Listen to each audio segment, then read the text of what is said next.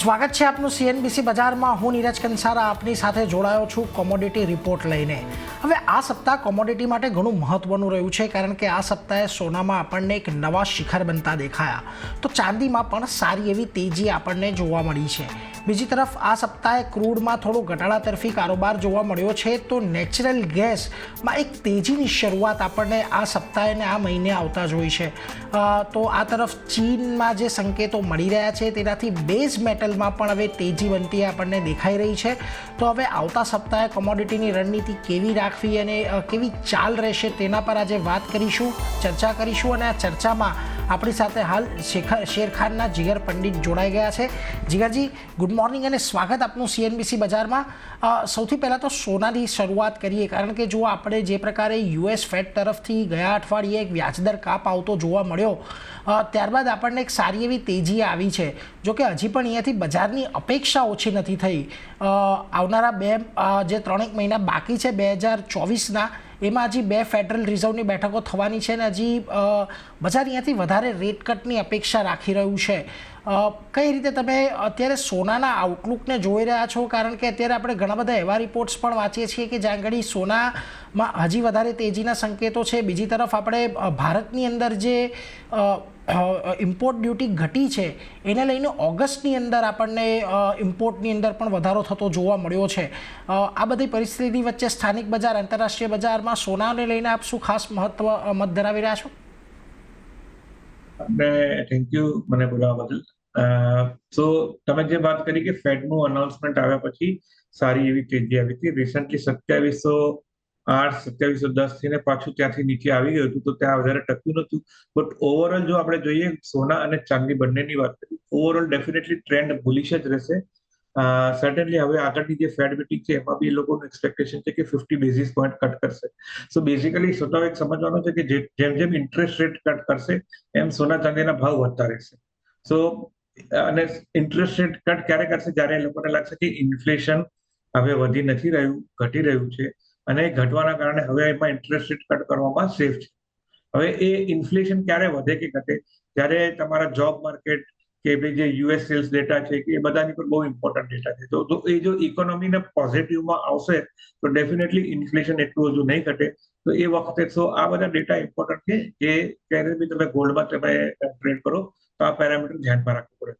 સો અત્યારના ડેફિનેટલી લાગે છે કે આગળ જતા ફેડ રેટ થોડું ઇન્ટરેસ્ટ રેટ કટ કરશે અને આગળ જતા અમને લાગે છે કે ગોલ્ડમાં ડેફિનેટલી તેજી થશે ફેડ રેટ ઇન્ટરેસ્ટ તરફ. બીજી જો વાત કરીએ તો ઓફકોર્સ જીઓપોલિટિકલ ટેન્શન હજુ બી છે, લિબિયાનું, ઇઝરાયલનું, આ બધા હજુ ક્યારે બી આમાં છમકલા આવી રહ્યા છે. તો જ્યારે બી આવા કોઈ છમકલા આવે છે ઇમિડિયેટલી ગોલ્ડ સિલ્વરમાં હજુ બી સેફ હેવન ઇન્વેસ્ટમેન્ટ બાઇંગ રહે છે. તો એ જે રિસ્ક એપિટાઇટ અત્યારના જે વોર રિસ્ક જે અત્યારના જે પ્રીમિયમ છે હજુ બી થોડું હાઈ છે, કારણ કે જીઓપોલિટિકલ ટેન્શનમાં હજુ બી અનસર્ટેનિટી છે કે ક્યારે શું થઈ શકે કહેવાય. That is point number 2. બીજું, હેલ્ધી ETF નો ઇનફ્લો કન્ટિન્યુઅસ આવી રહ્યો છે ગોલ્ડ માટે રિટેલ તરફથી બી. So that will definitely push gold prices up. ચોથું જે સૌથી મહત્વનું છે, સેન્ટ્રલ બેંક બાઇંગ. 2022 અને 2023માં જે ગ્લોબલ લેવલ પર સેન્ટ્રલ બેંકનું જે બાઇંગ હતું એ છેલ્લા 10 વર્ષના એવરેજ કરતા બી ડબલ હતું. તો that will definitely pushing gold prices. અને એમાં એક ખાસ નોંધ એ બી લેવાની છે કે રિસન્ટલી ડેટા જે આવ્યો છે એમાં જે સેન્ટ્રલ બેંકનું જે ગ્લોબલ લેવલ પર રિઝર્વ હોય એમાં હવે સેકન્ડ નંબર પર ગોલ્ડ આવી ગયું છે. એટલે લગભગ જો એની વાત કરું તો તમને લગભગ 16% ગોલ્ડ રિઝર્વ આવી ગયું છે. જે સૌથી પહેલા કેવી રીતના ડોલર રિઝર્વ રહેતું હતું, યુરો રિઝર્વ રહેતું હતું, પછી ગોલ્ડ રહેતું. તો હવે ગોલ્ડ રિઝર્વ સેકન્ડ નંબર પર આવ્યું છે યુરો કરતા પહેલા. So that is very very important. So આ 4 ઇમ્પોર્ટન્ટ પેરામીટર જેમાં gold will definitely have a long term impact, અને અમને લાગે છે કે આગળ જતા હજુ બી બુલિશ રહેશે ગોલ્ડમાં. આગળ જતાં જુઓ હજી પણ બુલિશ ટ્રેન્ડ રહેવાની એક અપેક્ષા છે. ઘણા ઇન ડિટેલ કારણો અહીંયા જીગરજી આપણી સાથે શેર કર્યા છે. પરંતુ આ ચર્ચામાં હવે આપણી સાથે એમિરેટ્સ એનબીડીના ધર્મેશ ભાટિયા પણ જોડાઈ ગયા છે. ધર્મેશજી, આપનું પણ સ્વાગત ખાસ કરીને સીએનબીસી બજારમાં. અને જુઓ, આપણે ખાસ સોના પર ચર્ચાની શરૂઆત કરી છે. તમારા માટે અત્યારે હવે સોના માટે કયા લેવલ્સ તમે અહીંયાથી ખાસ વોચઆઉટ કરતા રહેશો? કારણ કે આપણે જોઈ રહ્યા છીએ કે જ્યારથી આ રેટ કટની એક સાયકલ ચાલુ થઈ છે, જે આપણે આપણે સોનાને અત્યારે ઉપર જતા જોઈ રહ્યા છીએ.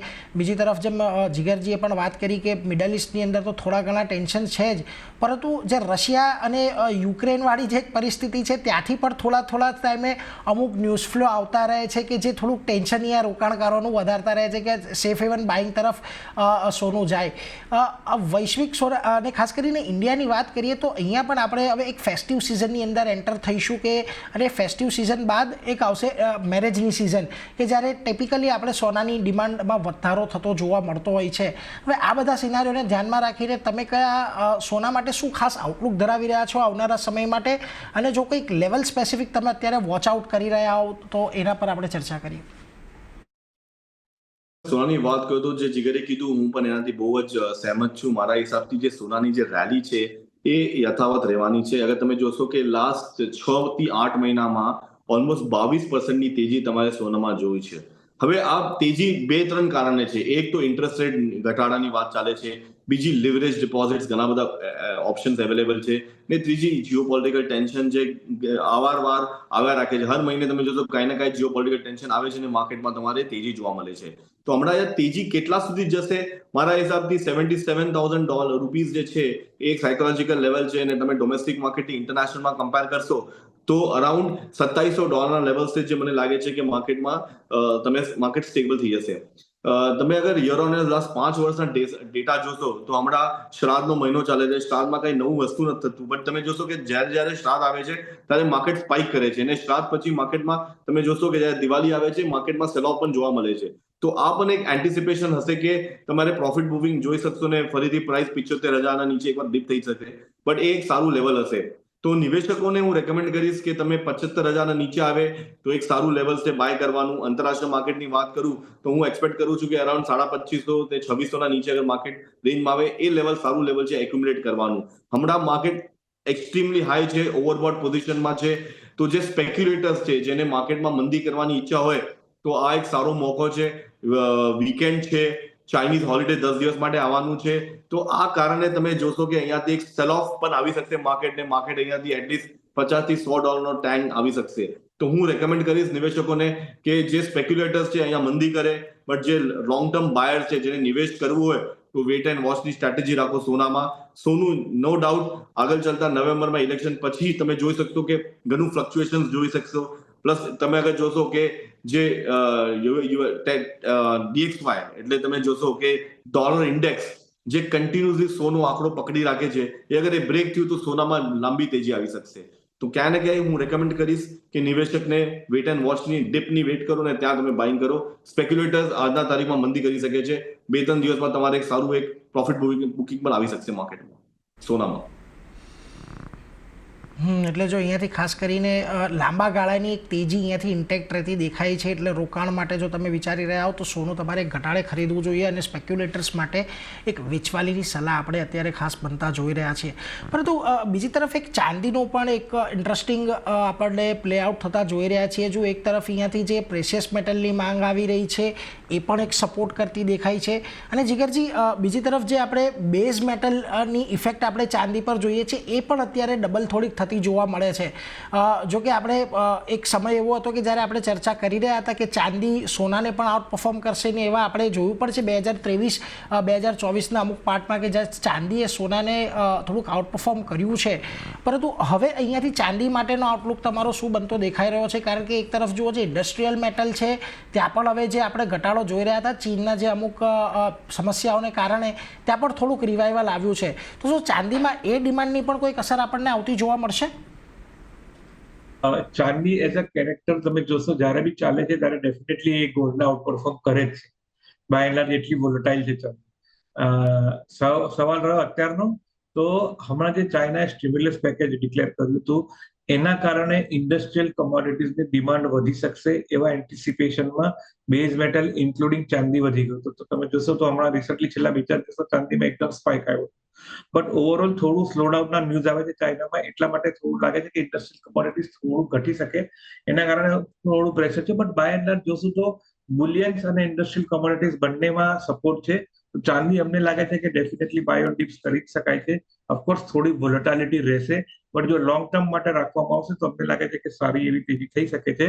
અને ફોર અ વીક ઓર સો અમને લાગે છે એક વખત 94,500 થી 95,000 ની વચ્ચે એક વખત ટાર્ગેટ દેખાડી શકે છે for coming week. So buy on dips, trade with tight stop loss and definitely એમાં લાંબી તેજી તો છે જ. એટલે જો હજી પણ લાંબી તેજી તો ખાસ કરીને ચાંદીની અંદર છે જ, એટલે એના પર પણ એક ખાસ અહીંયાથી ફોકસ રાખવાનો છે. પરંતુ ધર્મેશજી, તમારી સાથે જરા ચાંદીની એ રીતે પણ ચર્ચા કરવી છે કે જુઓ, થોડી ઘણી ઇફેક્ટ અહીંયા જે આપણને ઇન્ડસ્ટ્રીયલ ડિમાન્ડની આવતી જોવા મળી છે, અને ખાસ કરીને જ્યારથી આપણે એક શિફ્ટ જોઈ રહ્યા છીએ વૈશ્વિક ધોરણે ઈવી તરફનું, તો આપણને ત્યાંથી પણ એક ડિમાન્ડ વધવાની જે એક આશા હતી તે પણ આપણને અત્યારે થોડી ઘણી પ્લે આઉટ થતી દેખાય છે. પરંતુ હવે અહીંયાથી ચાંદીની જે ડિમાન્ડ છે તમને વધારે સેફ હેવન બાઇંગ તરફથી ડ્રાઈવ થતી જોવા મળી રહી છે, કે પછી હજી પણ આમાં થોડી ઘણી બેઝ મેટલ ઇફેક્ટની ડિમાન્ડ આવનારા સમયમાં તમને જોવા મળી શકે છે? જો કે તમે ચાંદીની વાત કરો તો ચાંદી 50% બુલિયન અને 50% બેઝ મેટલ કેટેગરીમાં આવે છે. હવે ચાંદીમાં જે તેજી તમારે લાસ્ટ 4-5 દિવસમાં જોવા મળી છે એ કમ્પ્લીટલી ન્યૂઝ ડ્રિવન છે કે ચાઇનામાં સ્ટિમ્યુલસ પેકેજ આવી ગયું છે. તો તમે જોશો કે બે કમોડિટીમાં એક લાંબી તેજી આવી શોર્ટ ટર્મમાં, એક છે કોપર અને બીજું છે ચાંદી. તમે જોશો ચાંદી $28-29 થી ઓલમોસ્ટ $32 આવી ગયું. એમાં ફ્લક્ચ્યુએશન 5% નું ફ્લક્ચ્યુએશન જોવા મળે છે. ડોમેસ્ટિક માર્કેટમાં પણ જોશો તો 95,000 થી 90,000 ના રેન્જમાં આવી ગયું છે. નો ડાઉટ સોનાને પ્યોર કરવા માટે ચાંદીની જરૂરત છે, અને અગર સોનું વધશે તો ચાંદી વધવું જ જોઈએ. બટ તમે જોશો કે એની જે ડિસ્પેરિટી છે કન્ટિન્યુઅસ વધે છે. તો ક્યાં ના ક્યાં મને લાગે છે કે યા તો સોનામાં તમારે સેલ ઓફ જોવા મળશે, યા ચાંદી બહુ શાર્પલી રેલી કરશે. તો હું એક્સપેક્ટ કરું છું કે ચાંદી એકદમ શાર્પલી રેલી કરશે. એનો મતલબ છે કે હું બાઇંગમાં રહેવાનો છું ચાંદીમાં, હું આમાં મંદી નહીં કરીશ. ઘટાડે તમે બાય કરો ને, બટ સ્ટોપ લોસ તમે રાખશો તો નો ડાઉટ એ ટ્રિગર થશે, કેમ કે રોજનું ફ્લક્ચ્યુએશન અગર 5% નું ફ્લક્ચ્યુએશનમાં તમારું સ્ટોપ લોસ ટ્રિગર થઈ જશે. તો તમે એક સલાહ રહેશે મારી કે તમે ડિપ પર બાય કરો. જ્યારે પણ માર્કેટ 3-4% ડિપ આવે ત્યારે તમે નાના સ્મોલ ક્વોન્ટિટીમાં તમે નિવેશ કરો, ના કે બધા એક જ લેવલ પર ક્વોન્ટિટીમાં બાય કરજો. એક્સપેક્ટ કરજો કે 95 ના લેવલ્સ બ્રેક થતા જોશો તમે, લાખના ઉપર માર્કેટ આવી જશે, સ્પેશિયલી દિવાળીના પહેલા. તો બાય સાઈડમાં રહેવાની સલાહ રહેશે મારી ચાંદીમાં, but very slow and steadily buy કરજો ને બધું નિવેશ એક ટાઈમ પર નહીં કરતા. એટલે જો અહીંયા ખાસ કરી સ્લો અને સ્ટેડી ખરીદારી કરવાની સલાહ ચાંદી પર, અને ઘટાડે ખરીદારી કરવાની છે, એટલે એના પર એક ખાસ ધ્યાન રાખજો. એટલે અહીંયાથી ચાંદીમાં પણ આપણને એક પોઝિટિવ મોમેન્ટમ ખાસ કરીને આવતું જોવા મળી શકે છે, એટલે એના પર એક ખાસ આપણે ધ્યાન રાખતા રહીશું. પરંતુ જો બીજી એક સોનાને લઈને જીગર, જે ડોમેસ્ટિક ડિમાન્ડની જે અત્યારે હવે આપણને સંભાવના દેખાઈ રહી છે, એના પર પણ તમારી સાથે એક ચર્ચા એ કરવી છે કે જે આપણે એક બજેટમાં જે ડ્યુટી કટનો આપણે એક સિલસિલો આવતા જોયો જુલાઈ મહિનાની અંદર, અને ત્યારબાદ તરત જ્યારે સોનાની ઓગસ્ટ મહિનાની જે આપણી ઇમ્પોર્ટ છે લગભગ 3 ગણી વધતી જોવા મળી છે. એટલે જે ટ્રેડર્સ છે કે એ છે, એ લોકો તો પોતે ખરીદારી કરી જ રહ્યા છે, પરંતુ અહીંયાથી એ પણ એક આશા છે કે આટલા ઊંચા ભાવે પણ આપણને ફેસ્ટિવલ ડિમાન્ડ અને જે મેરેજ માટેની ડિમાન્ડ છે એમાં કોઈ બહુ વધારે ડીપ જોવા નહીં મળે. તો બેઝિકલી તમે રાઇટલી કીધું, પર્સન્ટેજ ટર્મમાં જો હું વાત કરું તો મંથ ઓન મંથ લગભગ 220% પર્સન્ટેજ ટર્મમાં રિસન્ટલી ગોલ્ડ ઇમ્પોર્ટ થયું છે ઇન્ડિયામાં. One of the reason is કે હવે ફેસ્ટિવ સિઝન આવે છે. ફેસ્ટિવ સિઝનમાં આપણે ગોલ્ડ બાઇંગ ડેફિનેટલી રહેવાનું છે. અને હિસ્ટોરિકલી બી જોયું છે કે ગોલ્ડ ઓલવેઝ એક લેવલ, એક બેન્ચમાર્ક બનાવતું જાય છે. 30,000 હતું, પછી 35,000, 35 થી પાછું વધીને 45 થયું. તો એ હવે 45 પર, તો અત્યારના જે એનો બેઝ બની ગયો છે એ 72-73 થયો છે. અને ગોલ્ડ એવી વસ્તુ છે કે ગમે તેટલી પ્રાઇસ વધે છે, રિટેલ બાઇંગ, સ્પેશિયલી ઇન્ડિયામાં રિટેલ બાઇંગ જ્યારે થાય છે ત્યારે જનરલી ભાવ જોવાતા નથી. ફેસ્ટિવલ સિઝનમાં એની ડિમાન્ડ વધતી જ રહે છે. તો અમને ઓવરઓલ લાગે છે કે આ ડિમાન્ડ રહેશે જ ફેસ્ટિવલ સિઝન માટે બી. અને જે હિસાબે ઇમ્પોર્ટ થયું છે, I think that itself says that there would be a high demand. if material of exponentially અચાનક વધી જશે તો ડેફિનેટલી ભાવ ડિમાન્ડ નહીં રહે, but slowly steadily definitely there will be a demand for gold from retail also. થોડો ફરી એક વખત ઘટાડા તરફી કારોબાર જોવા મળી રહ્યો છે, અને બીજી તરફ નેચરલ ગેસ એક વખત તેજીમાં આપણને આગળ વધતું દેખાઈ રહ્યું છે. પરંતુ જીગરજી, તમારી પાસે ફરી એક વખત આવવા માંગીશ, અને ખાસ કરીને ક્રૂડ પર એ ચર્ચા કરવી છે કે જો આપણને હવે અહીંયા ટેકનિકલ સેટઅપ જો ક્રૂડના ચાર્ટનું જોઈએ છેલ્લા વીક ઓન વીકનું, તો આપણને અહીંયા થોડાક ઘટાડો આવતો જોવા મળી રહ્યો છે અહીંયા, અને ખાસ કરીને ઉપરના લેવલ પર જે સપ્લાય ખાસી એવી આવે છે. હવે અહીંયા તમને પ્રશ્ન એ છે કે ક્રૂડની જે પ્રકારની અત્યારે સેટઅપ આપણને જોવા મળી રહ્યું છે કે અહીંયાથી એ પણ આશા આપણને એક જન્મી રહી છે કે હવે જે સપ્લાય ચીન તરફથી જે માંગ છે એની અંદર કદાચ કોઈ આપણને રિવાઇવલ આવતું જોવા મળે, તો આ બધાની વચ્ચે તમને લાગે છે કે ક્રૂડમાં જે ઘટાડો છે એ થોડો સીમિત રહેશે કે પછી અહીંયાથી હજી વધારે ઘટાડાની અપેક્ષા તમે રાખી રહ્યા છો? ક્રૂડમાં ઓવરઓલ તમે જોશો તો થોડો બેરિશ ટ્રેન્ડ ચાલુ જ છે, બટ નાના છમકલા આવે જેમ કે જીઓપોલિટિકલ અચાનક ટેન્શન થયું, થોડું ક્રૂડ વધી ગયું, હવે હમણાં હરિકેનની સિઝન છે, હરિકેનની ન્યૂઝ છે, તો એ બધા સેન્ટિમેન્ટ ડેફિનેટલી વિલ સપોર્ટ કે ભાઈ એકદમ જે ડાઉનફોલ આવી રહ્યો છે ક્રૂડમાં એ રિસ્ટ્રિક્ટ રહેશે, બટ ઓવરઓલ ડેફિનેટલી એમાં ટ્રેન્ડ તમારો બેરિશ જ છે. હવે ફોર એક્ઝામ્પલ હવે સપ્લાયમાં તમે જોશો હરિકેન ડિસ્ટર્બ થઈ શકે છે હરિકેન માટે, પણ સામેની સાઈડ તમે જોશો લિબિયા તરફથી જે ક્રૂડ ઓઇલનું રિઝમ્પશન છે, તો that will definitely have a impact કે ક્રૂડ ઓઇલ થોડું પ્રેશરમાં રહેશે. ઇવન ડિમાન્ડ કન્સર્ન બી છે, ચાઇનામાં ડેફિનેટલી આ સ્ટિમ્યુલસ પેકેજ આપ્યું છે, એના લીધે કમોડિટી ડિમાન્ડ વધી શકે છે, પણ જે ઇકોનોમિક ગ્રોથ આવવી જોઈએ સ્ટિમ્યુલસ પેકેજ આવ્યા પછી એ હજુ બી એ નંબર્સમાં દેખાતું નથી, તો ડેફિનેટલી એનું કન્સર્ન રહેશે ઇન્ડસ્ટ્રીયલ કમોડિટીઝ માટે. અને ઇવન સાઉદીએ બી કીધું છે કે ડિસેમ્બરમાં અમે કદાચ આઉટપુટ વધારશું. સો આ બધા ઓવરઓલ સેન્ટિમેન્ટના લીધે ક્રૂડ ઓઇલ થોડું પ્રેશરમાં જ રહેશે. સો સેલ ઓન રાઇઝ રેલી એક વખત રાખવી જોઈએ, અને ફોર અ વીક માટે તમે જોશો તો અમે ઓવરઓલ હજુ બી બેરિશ જ છે ક્રૂડ ઓઇલમાં. એમ જો ઇન્ડિયામાં લેવલમાં વાત કરું તો લગભગ અમને લાગે છે કે 5500 નો લેવલ આવી શકે છે ફોર અ કમિંગ વીક. એટલે જો આવતા અઠવાડિયા માટે MCX ક્રૂડ પર તમને 5500ના લેવલ દેખાઈ શકે છે, ને હજીથી અહીંયાથી થોડાક ઘટાડા તરફી જ સંકેતો આપણને દેખાઈ રહ્યા છે, એટલે એના પર પણ એક ખાસ ધ્યાન રાખતા રહીશું. પરંતુ ધર્મેશજી, જો આપણે છેલ્લે જે OPEC પ્લસની બેઠક જોઈ હતી અને બેઠકમાં થોડો જે ઉત્પાદન વધારો છે એ ડિફર્ડ કર્યો હતો ડિસેમ્બરની અંદર, પરંતુ હવે અહીંયાથી સાઉદી અરબ આગળથી આવીને કહી રહ્યું છે કે કદાચ અમે ડિસેમ્બરની અંદર પાછું ઉત્પાદન વધારીએ, તો શું સાઉદી અરબ અત્યારે OPEC પ્લસથી થોડુંક બહાર જઈને આ નિર્ણય લઈ રહ્યું છે? કારણ કે આપણે હિસ્ટોરિકલી જોયું છે કે $70 આજુબાજુ જ્યારે પણ $70 નીચે જ્યારે પણ આપણને ક્રૂડ જતું જોવા મળે છે, ત્યારે જે ઓઇલ પ્રોડ્યુસિંગ નેશન્સ છે એ લોકો થોડા અનકમ્ફર્ટેબલ થઈ જતા હોય છે. તમને લાગે છે સાઉદી અરબ જો લીડ કરશે તો અહીંયાથી બીજા જે OPECના સાથી દેશો છે એ પણ અહીંયાથી થોડું ઉત્પાદનની અંદર આપણને કદાચ થોડો વધારો કરતો જોવા મળે? જો તમે અગર કાચા તેલની વાત કરો તો કાચા તેલ નો ડાઉટ હમણાં કરન્ટલી માર્કેટમાં જીઓપોલિટિકલ ટેન્શનના કારણે ફ્લક્ચ્યુએશન કરે છે, બટ ફંડામેન્ટલી બાઇંગ એસેજ તમે જોઈ નથી શકતા. સપ્લાય બહુ સારું છે, તો જે OPEC ને નોન OPECની જે જુગલબંધી છે એ હંમેશા રહેવાની છે. જ્યારે પણ 70ના નીચે આવે ત્યારે OPEC ટ્રાય કરે કે પ્રોડક્શન કટ કરવાનું. હવે શું સ્થિતિ આવી છે લાસ્ટ 2-3 OPEC મીટિંગમાં કે મેન્ડેટરી નહીં, ઓપ્શનલ છે કે તમે તમારું પ્રોડક્શન કટ કરી શકો છો, બટ કમ્પ્લાયન્સ ચેક કોણ કરવાનું છે, એટલે માર્કેટમાં એટલી ફ્લક્ચ્યુએશન તમે જોઈ નથી શકતા. બટ નવેમ્બર ઇલેક્શન છે, યુએસમાં ઇલેક્શન જ્યારે પણ હોય ને ઓલમોસ્ટ 30-40 કન્ટ્રીઝમાં ઇલેક્શન હશે, તો કાચા તેલમાં અગર તેજી આવશે તો ઇલેક્શન હારવાની ચાન્સ બહુ વધી જશે. તો તમે જોશો કે એ કારણે પ્રાઇસમાં તમારે કન્ટિન્યુઅસ પ્રેશર જોવા મળે છે. બટ જેવું ઇલેક્શન પડશે નવેમ્બરમાં, હું એન્ટિસિપેટ કરું છું કે ઠંડીનો માહોલ છે ને માર્કેટ બહુ સારી એવી રેલી બતાડી શકશે. જે માર્કેટ બેકવર્ડેશનમાં હતું, આજે માર્કેટ એકદમ ફ્લેટ થઈ ગયું છે અને કોન્ટેક્ટમાં આવવાનું ટ્રાય કરે છે. એનું મતલબ છે કે આગળના મહિના બધા તેજીમાં આવી ગયા છે. તો ફંડામેન્ટલી આમાં બહુ સારી રેલી થઈ શકશે, તમે અહીંયા સારું એવું તેજીનો માહોલ તમે જોઈ શકશો કાચા તેલમાં. તો હું બાયની સલાહ આપીશ. મને લાગે છે કે 6300 થી 6500ના લેવલ તમે ફરીથી ઓઇલમાં જોઈ શકશો. હું રેકમેન્ડ કરીશ કે તમે ડિસેમ્બર કોન્ટ્રાક્ટમાં તમે નિવેશ કરો. ને ઇન્ટરનેશનલ માર્કેટ WTI ની વાત કરું તો મને લાગે છે કે ફરીથી $74 સુધીના લેવલ્સ તમે જોઈ શકશો ડિસેમ્બર સુધી. તો બાય ઓન ડિપ્સની સ્ટ્રેટેજી રાખો. ઓલમોસ્ટ 10%ની રેલી તમારે કરંટ લેવલથી તમે જોઈ શકશો કાચા તેલમાં. એટલે જો ક્રૂડમાં તમને અહીંયાથી એક સારી એવી રેલી આવતી જોવા મળી શકે છે, એટલે એના પર એક ધ્યાન રાખજો. પરંતુ ડિસેમ્બર સુધીમાં એક તમને અહીંયા તેજી આવી શકે છે. નવેમ્બરની એક ચૂંટણી છે એ બાદ અહીંયાથી તમને કદાચ એક રેલી આવતી જોવા મળે, એટલે ડિસેમ્બર કોન્ટ્રાક્ટની અંદર તમે અત્યારે ઘટાડે ખરીદદારી કરી શકો છો. પરંતુ જો જેમ અત્યારે ઠંડીની વાત કરીએ અને ઠંડીની એક અસર આપણને જીગરજી નેચરલ ગેસ પર પણ આવતી જોવા મળી છે, અને ઘણા લાંબા સમયના કન્સોલિડેશનમાંથી આપણે આ મહિને અને છેલ્લા 1-2 અઠવાડિયામાં સતત બ્રેક બ્રેકઆઉટ આપણે ચાર્ટ પર નેચરલ ગેસની અંદર જોઈ રહ્યા છીએ, MCX પર હોય કે ઇન્ટરનેશનલ માર્કેટમાં હોય.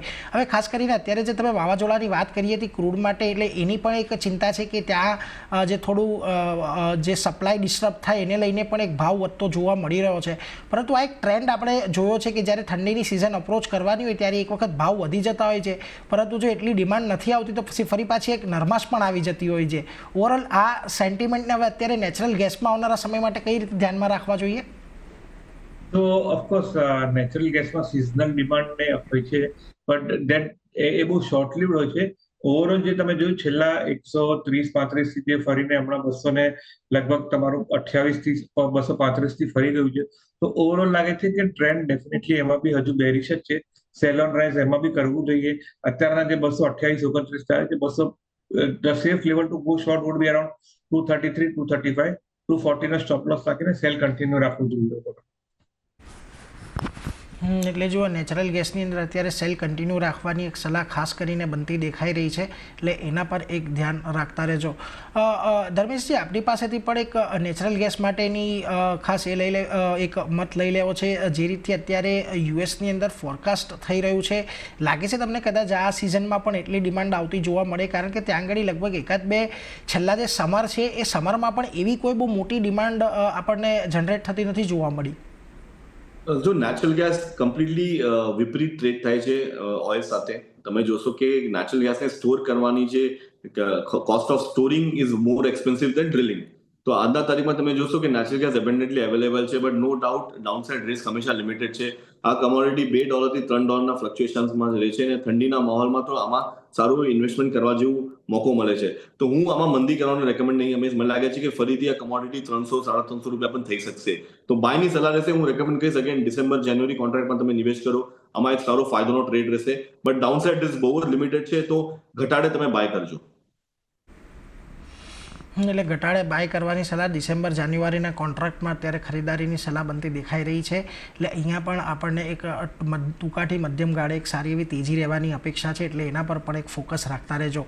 પરંતુ એ સાથે જીગરજી અને ધર્મેશજી, આ બંનેનો ઘણો આભાર અમારી સાથે જોડાયા અને આ અઠવાડિયાની જે સૌથી મોટી કોમોડિટીની હલચલ હતી એના અંગે અમારી સાથે અને દર્શકો સાથે ચર્ચા કરી, એના માટે ઘણો ઘણો આભાર. Thank you. તો એ સાથે જ અત્યારે કોમોડિટી રિપોર્ટમાં આટલું જ, પરંતુ વધુ અપડેટ તેમજ અન્ય સમાચારો માટે આપ જોતા રહો CNBC બજાર. નમસ્કાર.